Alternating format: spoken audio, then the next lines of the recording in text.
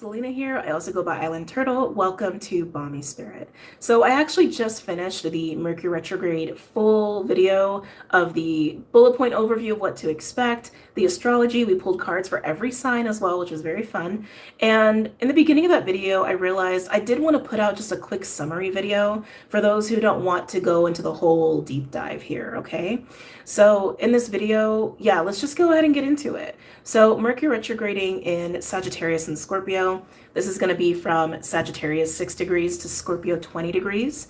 This is happening on November 9th. The retrograde phase will conclude on November 29th. The post shadow will conclude on December 16th as Mercury will be reaching Sagittarius 6 degrees yet again. And so just some things that may come up for you around this time. And everyone's different, so take it as it resonates. And again, if you want the deep dive, the videos should be accessible either below or just go ahead and look at the playlist. It's there. You all know how to find it, okay? But what you can expect. This is going to be a period of time where our inner animal or inner primal self, whether you look at that as desire and passion, you look at that as the shadow, you look at that as like an inner warrior. It's just the part of ourselves that's very primal, that's very much driven by our souls and our passion, but it is that like lower body kind of energy. It's going to be very loud and it's going to be very much in our faces. And so whatever your relationship is to that part of you is going to be under review at this time. Meaning if you've never really established a relationship with that side of you, just the deepest core of your primal sense of self and desires, it's time. It's time for that. It's time for that. And within that, there's going to be some things that come up: fear and insecurity, suppression and oppression, or even the opposite of maybe being so wild and free and like not really grounded or anchored with that energy, or even grounded and anchored with your own intellect and intuition and maturity. It's time to look at that. It's time to have that under review. This is a time as well where what we really want, what we really desire, and maybe needing to be very bold about it is going to come up.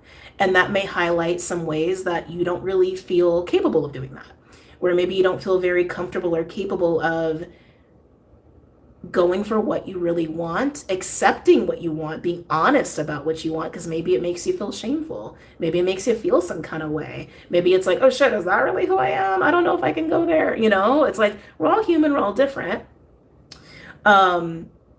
So whether you're needing to face some insecurities or fears, some internal noise that comes up, or shame or what have you, this is the time for that. If you watched the video I put out about the strength card, that's a really good prelude as to what some of this energy is going to feel like. Now, on the back end of this as well, some other things may come up. Definitely some big reveals. Definitely big reveals of some things that have been held back or withheld. I wanted to put my hand on my mouth. Withheld. So these are like secrets, confessions, secret feelings, things like that. Again, also just suppression of what we truly desire, what we really want, and actually putting a voice to that, acknowledging that. And if you start to get like really overwhelmed with this truth that's arising within you, just sit with yourself. Just allow yourself to feel what you're feeling. Allow yourself to have permission for that to be okay, you know? And if it's paralyzing you and you're really struggling to like not just honor what you want, but take steps towards what you want, that's okay too. And just try to allow yourself to see from this like bigger perspective of like why you do feel these things. Don't force yourself to not feel them because they're you, but just allow that to show you some things about yourself so that you can start to move, so you can start to move past that. At that same time, with the Scorpio component of Mercury, we are going to have some transformative moments here. And for some people, that's going to be transforming your relationship to passion, to desire, to sex, to your inner animal, to your shadow, if that's a word that you use, okay? Also, in that same vein, some people may go through a transformation in how they see themselves, in their sense of identity and expression. This is also because Lilith is also in Scorpio and is doing a lot with Mercury and also around the new moon Scorpio as well, and will continue to be doing a lot with Jupiter and Saturn for the rest of the year, actually, which is kind of interesting. There's some Chiron energy at play with this as well. But just allow yourself to go there and dive into the process. Some people may get very caught up in their passions and be very overwhelmed by their passion.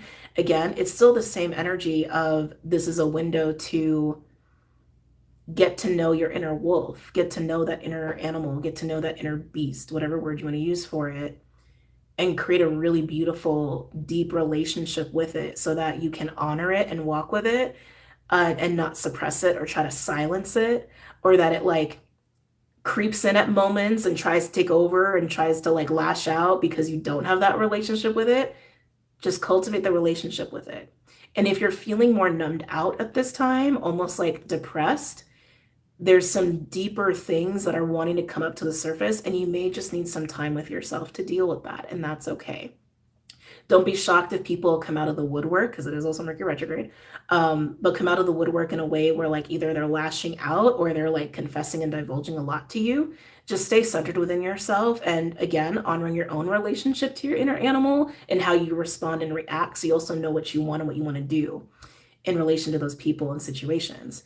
The other aspect of this is the final aspect I'm going to be speaking about: intellect, intuition, and instinct.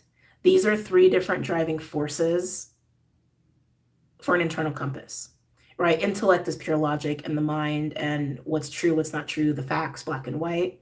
Intuition, a lot of you already know what intuition is, right? Intuition is that like sixth sense of the heart and the soul that drives us. Instinct is that inner animal compass. Instinct is that like gut instinct, literally, or passion or desire. That's part of us too. All three of those are driving forces. And so this is going to come up at this time for everybody, of where are you with all three of those, and are they in alignment with each other? Okay.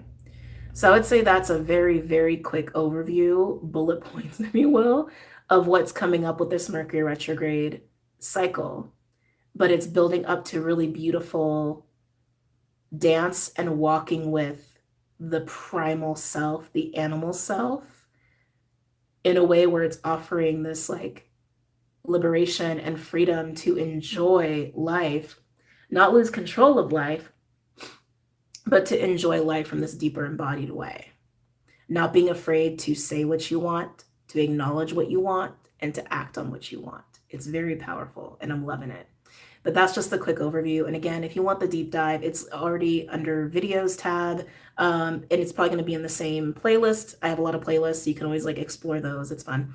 And if I link it below, it'll be linked below. I just don't know if I'm going to remember to be honest.